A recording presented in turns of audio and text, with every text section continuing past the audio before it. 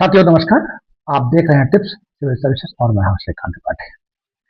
आज हम चर्चा करेंगे अवसर की। प्रायः परीक्षार्थियों को, विद्यार्थियों को या अन्य किसी कार्य में कार्यरत व्यक्तियों को यह कहते हुए सुना जाता है कि हमारे साथ प्रतिकूलताएं थी, जीवन में अनुकूलताएं कम थी, अवसर नहीं मिल पाया और अवसर न मिल पाने से हमारी प्रगति, हमारा विकास ठीक से नहीं हो पाया। जो लोग सिविल सर्विसेज की तैयारी करते हैं उनके साथ एज की लिमिटेशंस है, अटेम्प्ट की लिमिटेशंस है और ऐसे ही बहुत सारे क्षेत्रों में विभिन्न प्रकार की सीमाओं से हम आबद्ध होते हैं। लेकिन साथियों, अवसर कभी भी खत्म नहीं होता, अवसर सदा ही बाकी रहता है। यदि हम अपने इतिहास को, मानव जीवन के उस विकास को ठीक से देखें तो हमें अपनी जो आत्मविश्वास है, आत्मबल है, वो हमारा मनोबल फिर से जागृत हो सकता है। हम अपने जो हमारे जीवन के विकास की थ्योरी है, हम उसे कनेक्ट करें।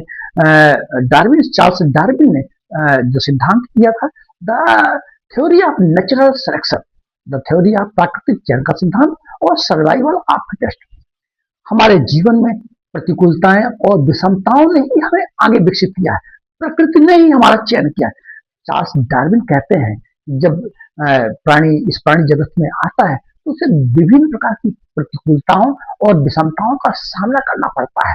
उन प्रतिकूलताओं और विषमताओं में कई प्राणी नष्ट हो जाते हैं, मृत हो जाते हैं, लेकिन कई इसे सर्वाइव कर ले जाते हैं। इसी को सर्वाइवल ऑफ फिटेस्ट की थ्योरी कहा जाता है। अर्थात प्रकृति ने उसका चयन कर लिया, अर्थात प्रकृति के साथ वह व्यक्ति एडाप्टिव हो गया, अनुकूलित हो गया और प्रकृति के साथ वह तालमेल बिठा करके आगे बढ़ गया। साथियों, प्रकृति ने हमारा चयन कर लिया, मुझ में उतनी योग्यताएं हमने विकसित कर लिया, इतनी व्यवस्थाएं हमने विकसित कर लिया, इतना हम एडाप्टिव हो गए कि प्रकृति ने ही हमारा सिलेक्शन चयन कर लिया। तो बाकी तो सिलेक्शन बहुत इतने कठिन नहीं है। दूसरी बात, विषमताएं और प्रतिकूलताएं यदि जीवन में ना हो तो जीवन का विकास संभव नहीं है। कहीं एक बार कोई कहानी में पढ़ रहा था, कहानी में लिखा हुआ था कि किसी गांव के लोगों ने ईश्वर से वरदान ले लिया कि हम जैसा चाहें वैसा होता चला जाए। भगवान ने उनको वरदान दे दिया कि ठीक है, जैसा तुम चाहोगे, तुम मन में कामना करोगे वैसा ही पूर्ति होती चली जाएगी। तुम कामना करोगे वर्षा तो वर्षा, धूप तो धूप, छाव तो छाव, जैसा आप चाहोगे वैसा होता चला जाएगा। वैसा हुआ भी। लोगों ने गांव में फसलें बोई और उन फसलें भी लालहा के बड़ी हुई, बड़े बड़े गेहूं के पेड़ हुए, बालियां लंबी लंबी हुई।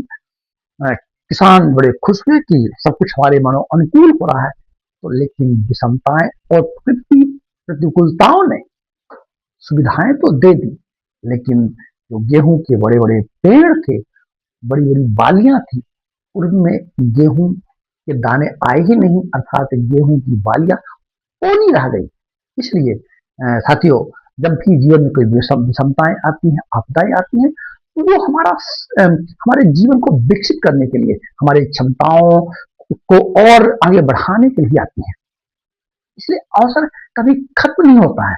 अवसर को हम आगे उस अवसर का हम सदुपयोग करते हैं, उस अवसर से हम शिक्षा लेते हैं और उस अवसर के साथ में हम आगे बढ़ जाते हैं। ऐसी तमाम कहानियां, ऐसे दृष्टांत, ऐसे उदाहरण हमारे इतिहास में, हमारे इस प्राणी जगत में, मानव इतिहास में भरे पड़े हैं। ऐसे कुछ उदाहरणों की हम चर्चा करेंगे। बात 13वीं शताब्दी की। स्कॉटलैंड के सम्राट थे रॉबर्ट ब्रूस। स्कॉटलैंड ये जो यूनाइटेड किंगडम ब्रिटेन है उसका एक पार्ट था, जिसकी जहाँ के राजा थे रॉबर्ट ब्रूस, और उनके आसपास अपने शत्रु देशों से घिरे हुए थे। उनके देश में कई बार आक्रमण हुआ, राजगद्दी संभाली, तब आक्रमण हुआ और इस तरह 14 बार उनके राज्य में आक्रमण हुआ। वो कई बार पराजित हुए। 14वीं बार इतने ज्यादा पराजित हो गए कि उन्हें अपना साम्राज्य ही छोड़ना पड़ा। साम्राज्य छूट गया, वो वनों में चले गए, गुफाओं में रहे और दर दर भटके। एक जगह जहां रुके हुए थे वहां एक मकड़ी को जाला बुनते हुए देखा। मकड़ी जो जाला बना रही थी, एक पेड़ की एक शाखा से दूसरे शाखा में जोड़ रही थी, बार बार असफल हो रही थी। 20 बार जोड़ा, 20 बार असफल हुई, और 21वें बार उस मकड़ी के जाले को एक टहनी से दूसरी टहनी से जोड़ दिया। रॉबर्ट ब्रूस का आत्मविश्वास से जग गया और उन्होंने कहा, अवसर तो अभी बाकी है। मकड़ी की सीख और उन्हें यह अवसर का आभास करा दिया कि अभी तुम 14 बार असफल हुए, 7 अवसर हमारे पास बाकी हैं। और रॉबर्ट ब्रूस ने पुनः प्रयास किया, अपनी सेना इकट्ठी की और अपने साम्राज्य में जाकर के अपने राजपाट को पुनः प्राप्त कर लिया। ऐसे इस तरह के उदाहरण हमारे भारतीय इतिहास में भी देखने को मिलते हैं। चंद्रगुप्त मौर्य अपने प्रारंभिक जीवन में जब इस राष्ट्र निर्माण में, भारत के निर्माण में लगे हुए थे, तो उन्हें कई बार असफलताओं का सामना करना पड़ा। चाणक्य उनके प्रधानमंत्री थे और उन्होंने रणनीतियां बनाई और अवसर विषमताओं को अपने अनुकूल बना करके और अपने संकल्प, अपनी प्रेरणा, दृढ़ इच्छा शक्ति से राष्ट्र का निर्माण कर लिया और मगध के शासक बने और भारत एक विराट देश बन गया। महाराणा प्रताप हल्दी घाटी युद्ध के पश्चात को अपना राज्य मराठा साम्राज्य था वो छोड़ना पड़ा। ऐसी कथा आती है कि उन्हें जंगलों में रहना पड़ा और कई बार तो घास की रोटी खानी पड़ी, ऐसी बात भी आती। लेकिन उन्होंने मराठा के स्वतंत्रता के लिए अपनी संकल्प को छोड़ा नहीं। विकट परिस्थितियों में, विषम परिस्थितियों में रह करके भी मराठा के स्वतंत्रता के लिए वो लड़ाई लड़ते रहे। तो साथियों,